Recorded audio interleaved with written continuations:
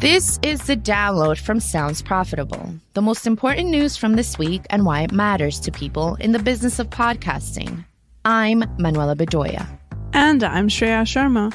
No, you're not reading the calendar wrong. The download is no longer a Friday release podcast. As part of a greater effort to enforce a 4-day work week here at Sounds Profitable, the download will now release every Thursday instead. With that out of the way, this week, Spotify is building a new brand safety tool. Google Podcast removed an episode under suspicious conditions, and Apple tells us how their podcast search works. Let's get started. It's been a roller coaster of a week for Acast news. Let's start with the positive. This Monday, Acast announced a global audio Pride Parade, celebrating Pride Month for the LGBTQIA+ community, via a series of podcast live shows in major cities across the world. Senior partner manager Alexandria Fuller said in the press release, quote, "It's also one day where you feel safe to be yourself. With hate crimes against the LGBTQIA+ people on the rise, we're always wondering when it's safe to hold hands. But there's safety in numbers and pride, and it's really freeing." End quote. Fuller's heartfelt blog about the importance of celebrating queerness was undercut the next morning. Tuesday, Acast announced a partnership with Spring to provide on-demand merch options for producers hosting on Acast, including Spring's so-called Mint on Demand NFT service. According to HotPod, most of the 11 podcasts in the pilot program have elected to not use Mint on Demand. Also on Tuesday, multiple tweets were posted providing evidence that Acast is data mining email addresses tucked in the RSS feeds of podcasts to send an advertisement email suggesting that the podcaster would be better off switching to Acast. So far, podcasters on Podbean, Captivate, Blueberry, and Transistor have reported being targeted by this aggressive marketing push. Transistor co-founder Justin Jackson has reported Acast to their email service provider, who Jackson reports have said that this cold calling approach is against their terms of service. Jackson, who previously worked for an email company, considers that the Acast emails are illegal under Canadian law and has filed a formal complaint under the government arm created to enforce Canada's anti-spam law, also known as CASL. A spokesperson for Acast told Pod News the emails targeting podcasts hosted by competitor hosting services are, quote, "part of our continuing marketing strategy, which we don't currently plan to change," end quote. At Sounds Profitable, our goals are to lift up and improve the entire industry. Based on the actions and response from Acast, we do not feel like they share these goals. Until Acast discontinues these practices, we will no longer be covering Acast in Sounds Profitable or The Download.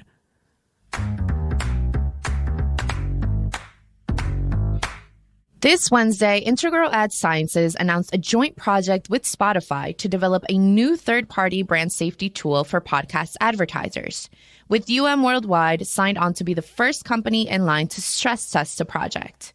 From the press release, the companies will embark on a rigorous analysis to help the industry understand the tools and resources necessary to effectively deliver brand safety in podcasting and digital audio writ large. End quote. Given IAS already has these tools for both the web and apps, we can infer this announcement refers to a net new production. An overwhelming majority of podcasting operates on RSS outside of Spotify's control, so this product is exclusively a brand safety play for content Spotify sells ads to on their own platform. From the beginning of the press release, ultimately, the firms intend to create the industry's first third-party brand safety and suitability reporting tool to bring more transparency and confidence to podcast advertising. End quote. And then later on, in the future, the results will be used to create a first-of-its-kind brand safety and suitability tool to aid in campaign planning, management, and reporting. End quote. Spotify is no stranger to courting controversy when flirting with that safety, be it in the actions of acerbic talent or the upcoming return of political ads. Brand safety is hot right now, but so is Spotify announcing things that don't go live. Should we hold our breath?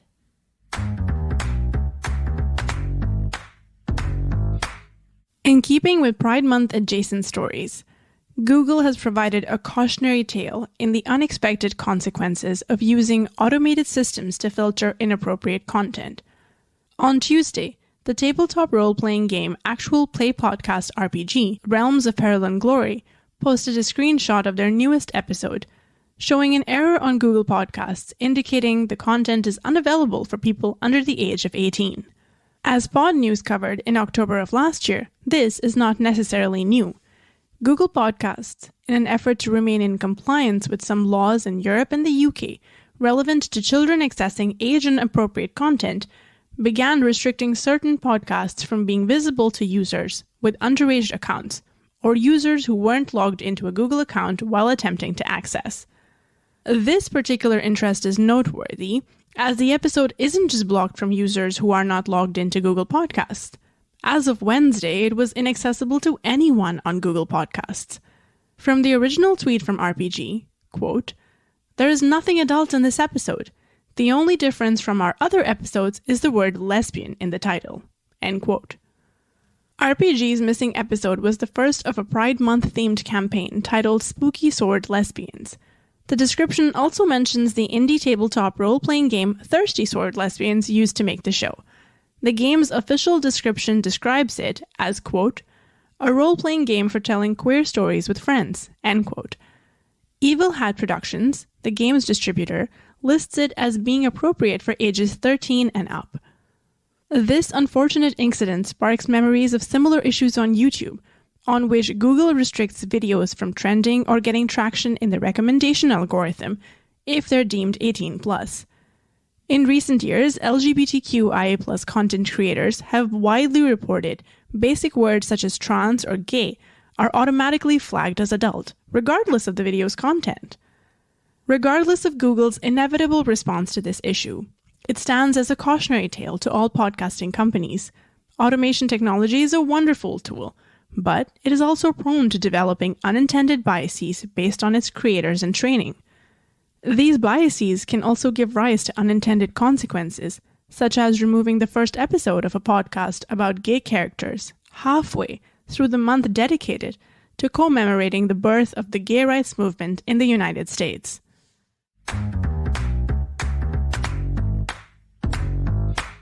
Spotify's gone shopping again. According to TechCrunch Ingrid London on Monday, Spotify is purchasing Sonantic, the company behind the AI speech synthesizing tech used to voice Val Kilmer's character in Top Gun Maverick. While AI voices are the new hotness in entertainment, including Disney's partnership with ReSpeech to synthesize younger versions of Mark Hamill and James Earl Jones for The Mandalorian and Obi-Wan, Spotify hints at more grounded visions for Sonantic's tech. The blog post cited by London hints at it being used across Spotify, not in one specific application of a synthetic voice. Quoting the post, "One example that Spotify gives of how it might use the tech is to use AI voices to bring more audio-based recommendations and descriptions to users who are not looking at their screens.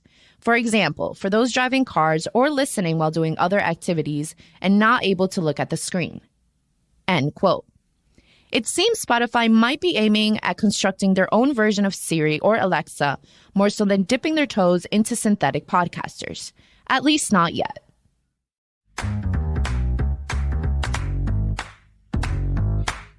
Once again, we bring you useful news directly from Apple. On Wednesday, Apple posted a guide on the Apple Podcasts for Creators website, simply titled Search on Apple Podcasts. While the information contained therein is more directly useful for podcast creators, more so than the wider industry, it's important to understand the nuts and bolts of how such basic things work, especially when large companies like Apple voluntarily step up to the plate to be more transparent about systems usually kept locked in secrecy for fear of bad actors exploiting the transparency for gain. Here's an excerpt from the guide. I quote, "The more listeners engage with your new shows and episodes, the higher they will rank for relevant search terms, so make sure to promote your shows and episodes on Apple Podcasts when they launch. Make sure your channel name, show titles, and episode titles are specific and unique, so they may appear in relevant searches. Be distinctive and avoid using names that are too generic or too similar to existing shows. Avoid using emojis and repeated episode titles." End quote. While aspects of these two paragraphs have been known from public statements by Apple employees, Apple's frustrations with people putting repetitive things like episode numbers in titles has been a long-running affair. Now they're distilled into one official location where newer producers are likely to find concrete proof Apple hates emojis. That said, this might lead to changes in how podcast networks present themselves in future, now that the industry has been made aware. Channel names are a potential source of SEO in addition to individual podcast names. Place your bets on which network will be the first to work a punchy tagline into their channel name. And that was The Download from Sounds Profitable. I know we went through these fast, so be sure to check out the links to every article mentioned right in your podcast listening app or on soundsprofitable.com/thedownload. And thank you for sticking with us as we bring you the top stories you might have missed from the past week. I'm Manuela Bedoya. And I'm Shreya Sharma. Our producers are Brian Barletta and Evo Terra. Special thanks to Gavin Gaddis for writing today's script and to Omni Studio for hosting The Download. And as always, thank you to you for joining us. Robot? Download complete.